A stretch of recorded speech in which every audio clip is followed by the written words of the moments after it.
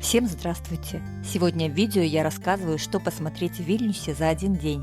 Мой маршрут по городу, первые впечатления, цены и другая полезная информация.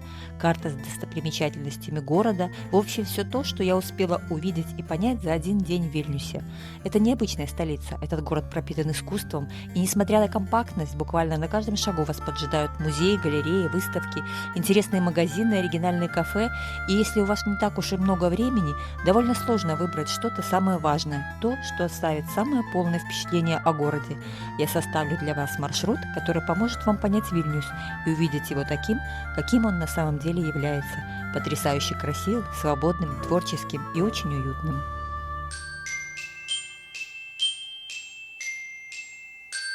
Итак, Вильнюс. Автобус привез меня на вокзал города, и где-то рядом находится моя гостиница. Заказывала я ее на островок Ру. Хотя кто давно на моем канале знает, что я большой поклонник букинга, но не в этот раз. Через букинг никак не проходила оплата. Но тут есть оговорка. Не проходила оплата только в Литве. А, например, в Милане я заказала отель, и не было никаких проблем. Так что не могу сказать, от чего зависит удачное прохождение этого квеста. Возможно, от самих отелей или страны, в которой они находятся. Но факт остается фактом. Итак, отель или в переводе «ворота города». По идее, он находится в 5 минутах ходьбы.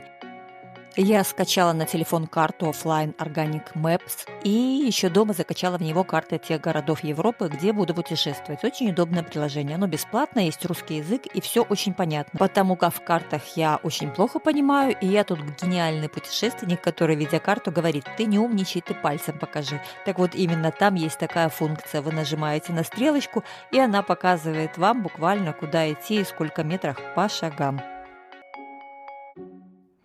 Итак, идем гулять по городу. Мой отель расположен рядом со входом в старый город, у ворот Аушрас, или как их еще называют, Острая Брама. Это одна из главных достопримечательностей Вильнюса, и не только памятник архитектуры, но и объект религиозного значения.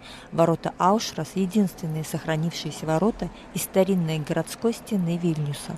На втором уровне ворот располагается часовня с чудотворным образом Матери Божией. Часы работы с 6 утра до 7 вечера, и вход бесплатный. Икона видна и днем, а вечером здесь подсветка, и тоже все очень хорошо видно. Правда, здесь всегда много туристов. Сейчас идут реставрационные работы, и видите, сколько людей стоит внизу. То есть я даже не смогла снять вход, настолько всегда это популярное место. Если будете гулять по старому городу, обязательно заглядывайте во дворики. Они не проходные, но очень атмосферные. В каждом расположена либо мастерская какая-то, либо кафе, ну какая-то своя изюминка обязательно присутствует. И здесь живут простые люди, то есть жители Вильнюса. Но чаще всего, кстати, еще и расположены хостелы, отели. Все-таки старый город, он пользуется спросом у туристов. Но почувствовать атмосферу города можно вот именно в таких двориках. Уютных, теплых и с какой-то маленькой изюминкой обязательно.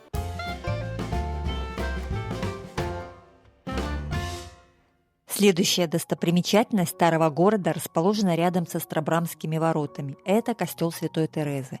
Нынешний каменный костел на месте деревянной церкви был построен в середине XVII века.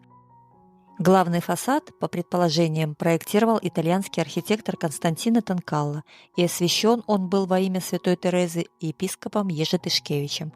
Во время нашествия Наполеона в 1812 году французские солдаты разграбили храм и монастырь и устроили здесь склады и казармы, и повредили интерьер. После войны был отреставрирован. А еще из интересных фактов, после Второй мировой войны в помещениях монастыря было устроено общежитие Вильнюсского педагогического института. Здесь всегда множество туристов. Тут на квадратный метр достопримечательностей больше, чем где бы то ни было. Ведь рядом расположен еще и Свято-Духов монастырь. Это православный монастырь в Вильнюсе, который непрерывно действует с 1609 года. Монастырь Святого Духа был основан в 1609 году православным братством Святой Троицы, которое впоследствии получило название Братство Святого Духа. Это братство, состоявшее из нескольких сотен членов, как из среды ремесленников, так и из аристократических кругов действовала с 1585 года, а в 1597 братству удалось получить королевскую привилегию на строительство новой православной церкви в Вильнюсе на земле, принадлежавшей сестрам Федоре и Анне Волович. Тот факт, что земля принадлежала знатному роду, гарантировал, что строительство будет завершено и что в последующие годы церковь не перейдет к униатам. Из интересных фактов, что с 1845 года этот храм служил резиденцией епископа Вильнюса и Литвы. Под основным залом есть также так называемая Нижняя церковь. Это действующий храм, где также проводятся богослужения. Тут шла служба, поэтому снимать было не совсем корректно. Но если вы попадете в это место, очень рекомендую зайти и посмотреть. Достаточно нетипичная архитектура для православных храмов. С 1993 года в монастыре работает публичная библиотека религиозной литературы, в которой хранится 13 тысяч томов. А мы с вами идем дальше. Поверьте, здесь каждый храм и достопримечательность заслуживают отдельного рассказа. И посетить их действительно интересно тому, кто любит историю, архитектуру или кому просто интересна другая культура. Старый Вильнюс хранит много тайн и необычных мест. Бродите по улочкам, заглядывайте во дворики, сворачивайте в переулки. Сам центр не такой уж и большой. Изучив предварительно карту или взяв ее в любом отеле или хостеле на ресепшене, вы ни в коем случае не потеряетесь. Здесь все очень компактно и очень понятно. Проходя дальше по улице, мы можем увидеть Василианские ворота, за которыми находится церковь Святой Троицы, или, как ее чаще называют, Троицкая церковь. Примечательно, что в этом греко-католическом храме богослужение проводится на белорусском языке, а стиль, в котором он построен, белорусская готика. Это действующий греко-католический храм, имеющий очень древнюю историю. По преданию, православный храм появился в Дубовой роще уже в XIV веке, а спустя несколько лет после мученической казни на месте гибели мучеников собрались для молитвы христиане и соорудили здесь небольшую часовню. При содействии второй жены Альгерда и Улиании на месте часовни была построена церковь во имя Святой Троицы, в которую были перенесены тела мучеников.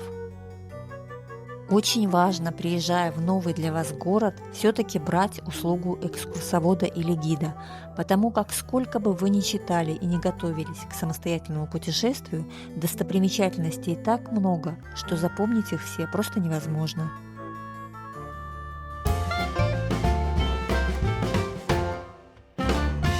Следующая интересная достопримечательность находится на площади Вильнюса. Чудесный проект реализовали в Вильнюсе и Люблине. Между городами проложили цифровой мост, который соединяет места при помощи специальных порталов. Так, житель Вильнюса в реальном времени может помахать рукой жителю Люблина и наоборот. Две футуристические инсталляции образуют как бы визуальный мост между Литвой и Польшей, и спешащие на поезд жители Вильнюса могут поприветствовать тех, кто проезжает через главную площадь Люблина, несмотря на разделяющие их 600 километров. В основе порталов экраны и камеры, которые транслируют изображение двух мест в реальном времени.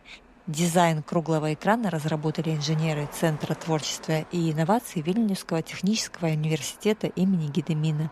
И на реализацию этого проекта ушло целых 5 лет. Над ним трудились ученые из Вильнюсского технического университета. Достопримечательность довольно популярна, и в любой момент можно подойти к экрану и посмотреть, что происходит в городе, расположенном в 600 километрах отсюда.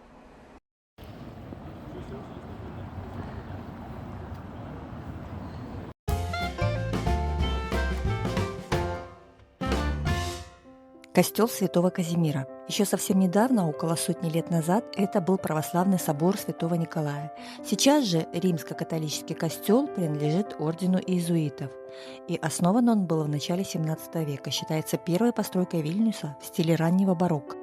Из интересных фактов Святой Казимир является покровителем города Гродно, город, откуда я сама. И интерес в архитектуре костела вызывает купол, который является первым построенным в Вильнюсе и в то же время самым большим в городе – 17 метров в диаметре.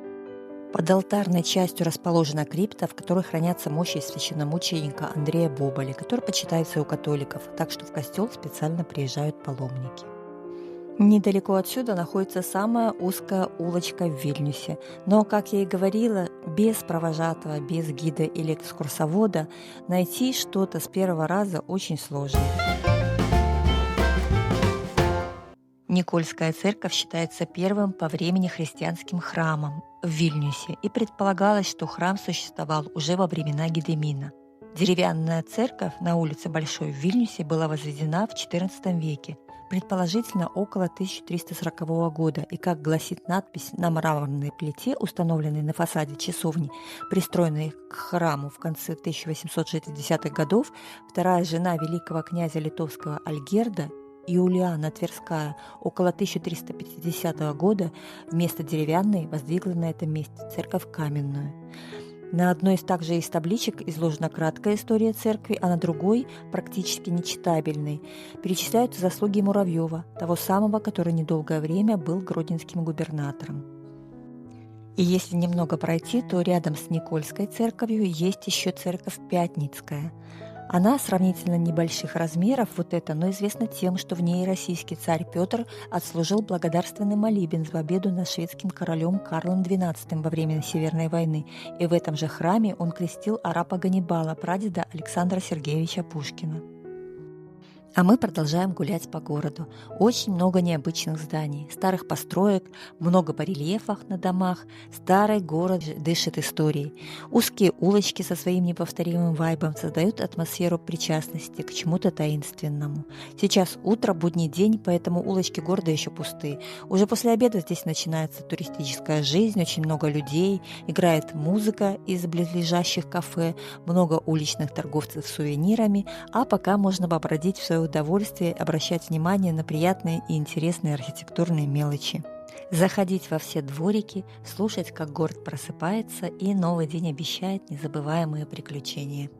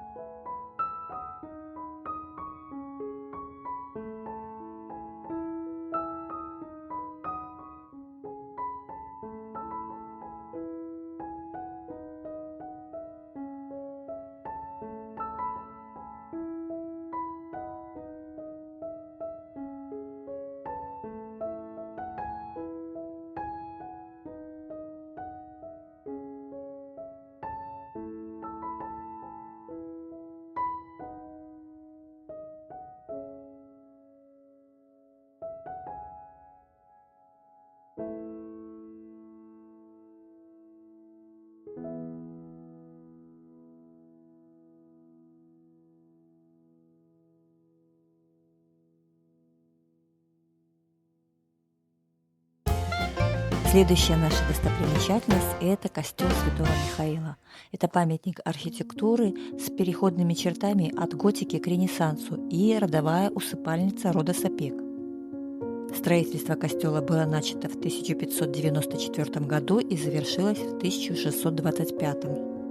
В середине XVII века храм сильно пострадал при нашествии казаков во время Польско-русской войны, и храм был разграблен и сожжен. У восстановленного в 1662 году костела появился барочный фасад и боковые башни. С тех пор здание неоднократно ремонтировалось и, в общем-то, менялось мало. В настоящее время в храме располагается музей церковного наследия. В 1703 году к костелу была пристроена галерея с колоннами, остатки которой сохранились во дворе храма по сей день, а в конце XVII века, по другим сведениям, в 1715 году была возведена отдельная колокольня в барочном стиле.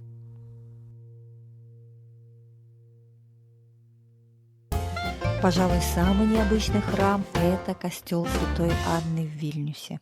Памятник готической архитектуры и одна из самых известных достопримечательностей Вильнюса. Располагается в старом городе на улице Майороне.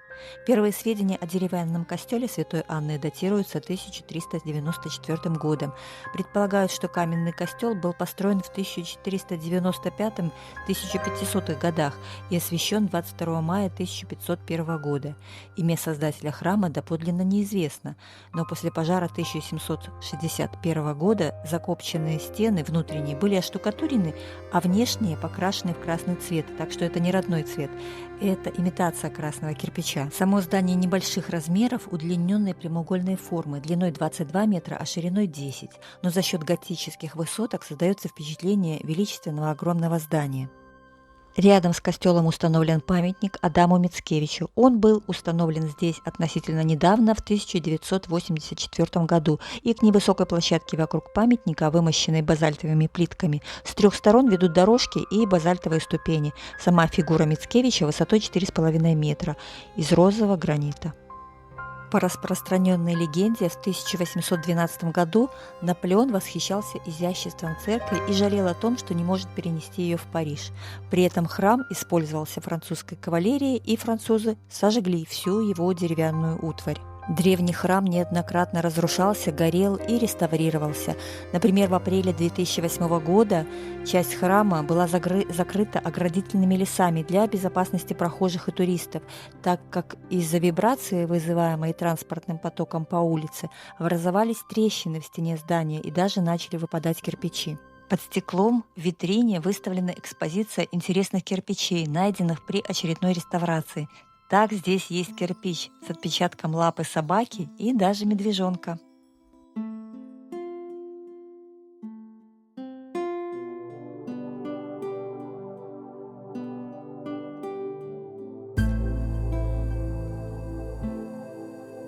Самым ценным элементом храма считается главный фасад, не имеющий себе равных не только в литовской, но и во всей восточноевропейской кирпичной готической архитектуре, и композицию фронтона называют величайшим шедевром архитектуры. В костел можно зайти, он открыт для посетителей, и посмотреть, как это все выглядит изнутри. Костел открыт с мая по сентябрь ежедневно, кроме понедельника, с 10 до 18, а с октября по апрель храм открывается за полчаса до мессы. Службы идут на литовском языке.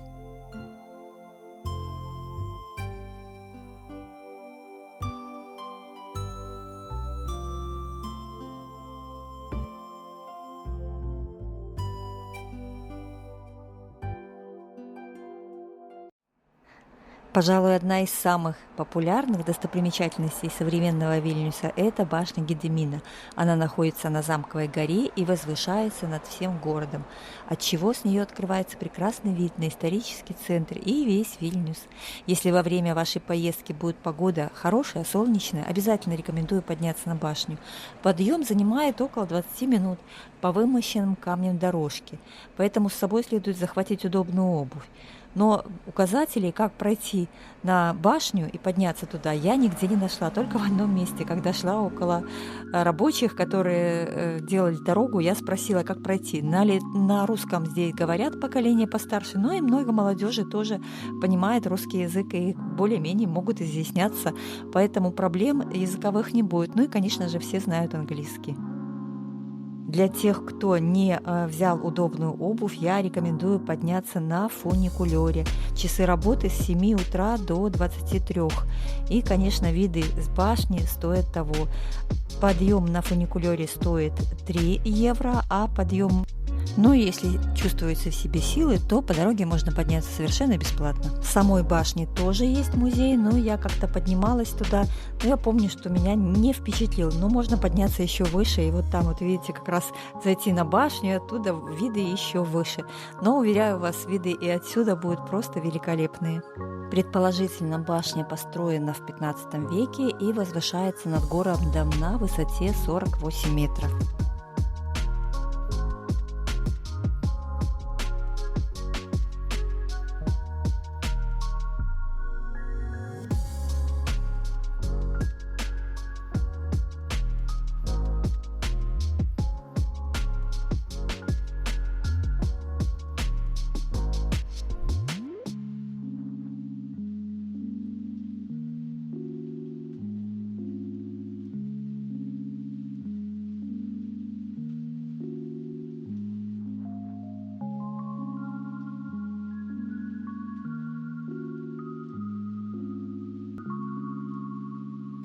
Кафедральная площадь в Вильнюсе – одна из главных площадок города, которая удачно расположена в историческом центре на пересечении проспекта Гедемина и старинной улицы Пелес. На площади рядом с ней находятся самые постоянные достопримечательности Вильнюса. Здесь же проводятся гуляния, народные праздники и другие мероприятия. Центральное место на Кафедральной площади занимает бронзовый памятник основателю Вильнюса, великому князю Гедемину. У меня на канале не так давно было видео про город Лида, и там памятник Гедемину на площади выглядит вот так. Все-таки нас с литовцами много объединяет, во всяком случае местами общая история. Нравится вам это или нет, но это факт. И мне кажется замечательно, потому что я за дружбу и сотрудничество, а не за разделение и отмежевание. В Вильнюсе даже есть парк имени Жана Эммануила Желибера, так же, как в городе Гродно. Также на площади расположен дворец великих князей литовских, или, как его чаще называют, дворец правителей в Вильнюсе.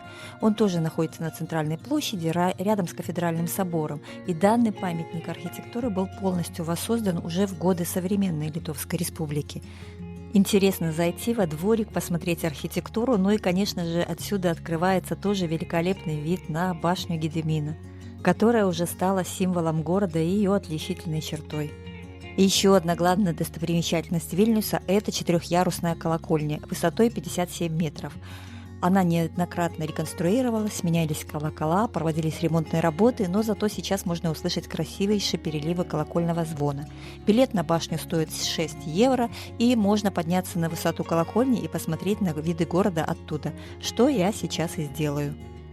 Аудиогиды, которые представлены в башне, на литовском и английском языках. Поэтому, если вы хотите узнать историю башни, спуститесь вниз в подземный этаж.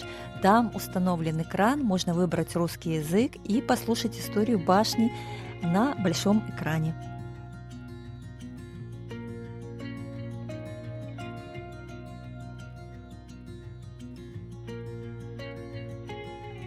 На саму башню ведут каменные ступени по узким коридорам периметра башни, и, поднимаясь по ним, вы постепенно знакомитесь с историей и устройством этого места. Но пока будем подниматься и осматривать, я вам немного расскажу.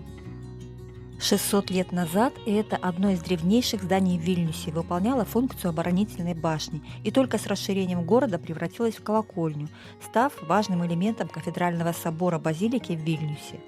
Колокольня не раз страдала от наводнений, а в советские времена кафедральный собор не действовал как храм, поэтому помещения колокольни были отданы под картинную галерею, и башня ассоциировалась только с часами. В XVII веке на одной из старейших и самых красивейших башен старого города были установлены часы с 2 колоколами, и по сей день большой колокол отбивает каждый час, а малый – каждые четверть часа. Подняться наверх можно по деревянным ступенькам, только если вы не боитесь высоты, потому что я высоты, в общем-то, боюсь, но если смотреть через камеру, через объектив камеры, то не так страшно. Но я видела, что когда люди забрались на самый верх башни, снимать вас оттуда, конечно, никто не будет, будете действовать сами, там доходило до истерик, поверьте, потому что это действительно страшно. Ты идешь и видишь вот эту вот высоту внизу, не так страшно, как бы то, что ты находишься на высоте города, по периметру башни, из окон открывается этот вид, а страшно то, что ты видишь, как это все находится внизу, и башня, она как бы просвечивается до самого низа в некоторых местах, и, конечно, туда лучше не смотреть. Но, поверьте, виды открываются великолепные. Здесь также хранится старый циферблат со старой башни, который тоже здесь как часть экспозиции. Ну и я поднимусь еще выше и покажу вам, что есть еще выше на башне. То есть старые вот эти деревянные перекрытия, это все сохранилось в очень хорошем состоянии, поддерживается, за всем этим следят, тут действительно безопасно, но говорю еще раз с оговоркой, что если боитесь высоты, то очень страшно. Вот старый циферблат часов, который установлен и показывается для экспозиции, то есть здесь все можно почитать, посмотреть, ну а мы идем еще выше. Для вашей безопасности окна все закрыты сетками, но есть маленькие окошки, чтобы сделать фотографию вида, который открывается с этой башни. Свой современный вид колокольня приобрела в начале XIX века, и здание высотой 52 метра, а с крестом 57. Это объект культурного наследия Вильнюса. С мая по сентябрь колокольня открыта с понедельника по субботу с 10 до 19, а с октября по апрель с 10 до 18 часов. Учитывайте это при своем посещении. С башни также открывается великолепный вид на статуи кафедрального собора, статуи над фасадом. Посередине статуя святой Елены с позолоченным крестом, слева святой Владислав, а справа святой Казимир. И еще раз хочу предостеречь, что если боитесь высоты, лучше не подниматься, и особенно с детьми, потому что тоже наблюдала, подняли мальчика туда, где-то на высоту, на последний ярус башни, мальчику, возможно, 9 лет. Спускать его пришлось на руках с закрытыми глазами, то есть его попросили закрыть глаза, и его спускали на руках, то есть ребенку было страшно. Учитывайте свои возможности, когда поднимаетесь, если боитесь высоты. Учитывайте, что в воскресенье на башне выходной, и билет можно приобрести также на букинге заранее. Но я не знаю, насколько это целесообразно, потому что рассчитать время, когда туда подойти, так вы гуляете в своем темпе, и когда хотите, тогда подошли и приобрели билет. Ну и, конечно, вот эти достопримечательности, те же статуи, которые вы видели сверху, можно посмотреть теперь снизу и зайти в собор святого Станислава и Владислава. Я не люблю бронировать билеты заранее, я люблю гулять в своем темпе. Как мне захотелось, так я и пошла, и располагая своим временем, заглядываю туда, где мне нравится. И дальше я решила пойти посмотреть район Ужупис. Спорное, но чрезвычайно интересное место. Самопровозглашенная, но мирная республика Ужупис является местом жизни самых свободных художников города. Ну, во всяком случае, так они себя позиционируют. А также для тех, кто предпочитает вольный образ жизни. У республики есть свой герб, флаг, конституция, валюта и гимн. День независимости республика отвечает 1 апреля. В обшарпанных стенах, в глубине закоулков и прямо на берегу реки вы увидите массу неожиданных арт-объектов. Нюанс заключается в том, что этот район расцветает в буквальном и в переносном смыслах в теплое время года, весной, летом и осенью. Здесь открыты интересные галереи, творческие мастерские, множество кафе, и район называют местным Монмартром. Исторически здесь живут представители богемы, художники, музыканты, писатели и другие творческие личности. Можно купить необычные сувениры, заходить в интересные дворики и рассматривать эту архитектуру старого города, старого Ужуписа, с интересом. С 1997 года здесь была провозглашена независимость, и Республика Заречье Ужупис имеет свою конституцию, президента, флаг, гимн и мини-армию. В квартале очень много уличного искусства. Мастерские, галереи, авторские кафе, можно даже поставить печать о пересечении границы в паспорт. Часы работы круглосуточные, вход свободный и бесплатный. На одной из стен висит Конституция, вот здесь, на разных языках, и занимательные выдержки из Конституции. Каждый имеет право умереть, но не обязан. Каждый имеет право ошибаться. Каждый имеет право быть единственным и неповторимым. Каждый имеет право любить. Интересно также, собака имеет право быть собакой, и далее в подобном духе. В общем, если вы здесь не были, то тоже рекомендую сходить. Достаточно занимательно и интересно. Ну а по пути дальше в старом городе я заходила во все дворики, в различные закоулки и тоже находила много интересных объектов, много интересной архитектуры, такой необычной, неповторимой, которую даже не понимаешь сразу, где ты находишься. Возможно, это какие-то итальянские дворики, возможно, это какой-то старый город там Праги. То есть можно представить себе все, что угодно. Город многоликий, многоплановый и очень интересный, очень разнообразный. Если гуляете по городу, чтобы сэкономить, рассмотрите покупку единой карты Vilnius City Card, которая дает право на бесплатный проезд в общественном транспорте и вход в большинство музеев, а также скидки в некоторых магазинах и ресторанах до 15%. Карту можно купить на кассе в любом магазине. Есть 4 типа карт на 24-72 часа, они стоят от 20 до 40 евро. Бесплатный проезд включен только на тарифе 72 часа. Также ее можно купить онлайн или в центрах туристической информации. Безусловно, каждый город обладает своей уникальной историей и характерным архитектурным стилем и особыми достопримечательностями. Но визитной карточкой любого населенного пункта, безусловно, являются его улочки и дворы.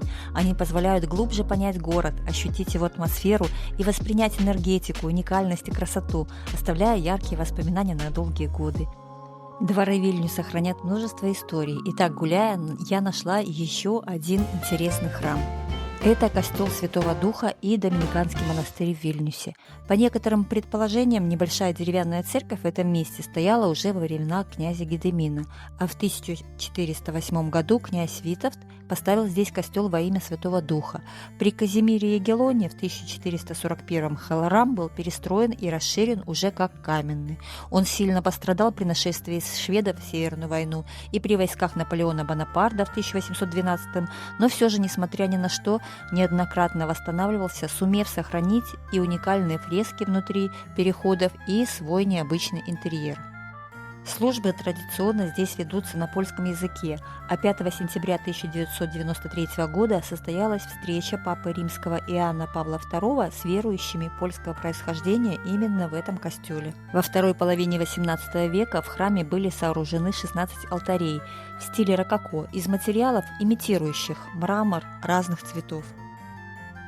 Храм богато расписан барочными фресками, и роспись сводов выполнена разными художниками в XVIII веке, а настенная роспись в коридоре, ведущем от портала в храм, относится к середине XVIII века. Орган XVIII века, который есть в храме, считается самым старым в Литве. Из интересных фактов об этом храме: здесь под храмом располагаются подземелья, 9 готических подвалов, образующих овеянный слухами и легендами лабиринт. Длина самого большого 33 метра. Предполагается, что они двухуровневые, а возможно и больше. Издавна в подземельях были захоронения, и в XVI-XVII веках не только монахов, но и знатных жителей города. Среди захоронений здесь, по упоминаниям в различных документах и исследований, Лицкий староста Сапега. В подземельях хоронили также многочисленные жертвы эпидемий холеры и чумы. По особенностям микроклимата здесь поддерживается постоянная температура и сухой воздух, который способствует тому, что часть трупов не разлагалась, а консервировалась, подвергаясь своего рода мумификации. Бродя по узким улочкам старого центра, можно увидеть много стрит-арта, необычных скульптур и интересных арт-объектов. В Вильнюсе даже есть специальный гайд по стрит-искусству города. Уличное искусство начало развиваться в Вильнюсе в 2013 году, когда здесь прошел первый стрит-арт-фестиваль. И вильнюсские улицы наполнены искусством. Просто оглядитесь вокруг, и вы заметите множество изображений на стенах зданий. И даже, казалось бы, обычная электрощитовая будка вдруг превращается в предмет искусства.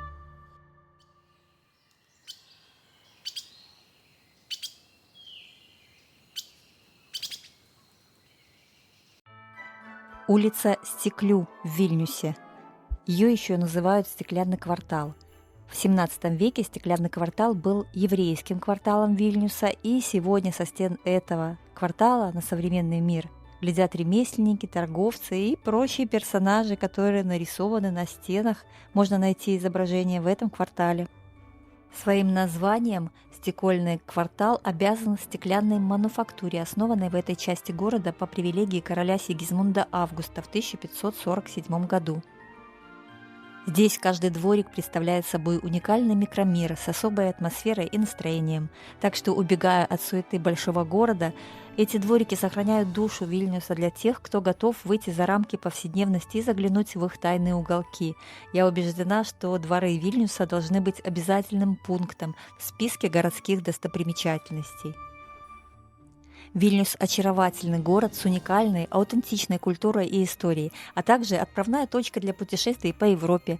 Здесь и в соседнем Каунасе базируются крупные лоукостеры Ryanair и Wizz Air, по которым можно недорого улететь больше, чем в 40 направлений стран Европы, что я завтра и сделаю.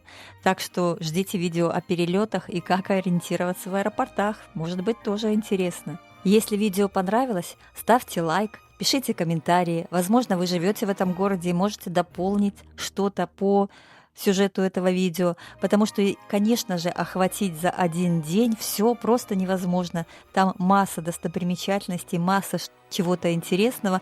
Тут можно ходить, не переходить. Пишите свои комментарии, впечатления о городе, об этом видео. Очень надеюсь, что вам моя прогулка понравилась и было со мной интересно. Ну а я, как всегда, всех обнимаю. Всем пока!